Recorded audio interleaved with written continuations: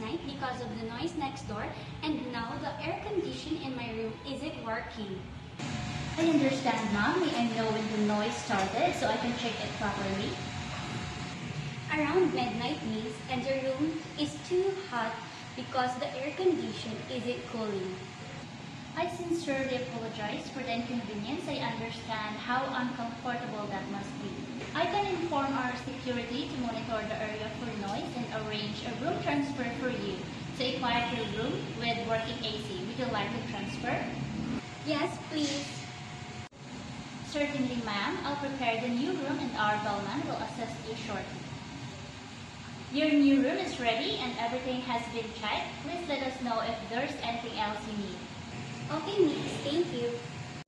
It's our pleasure, Mom. We apologize again and hope you have a comfortable stay.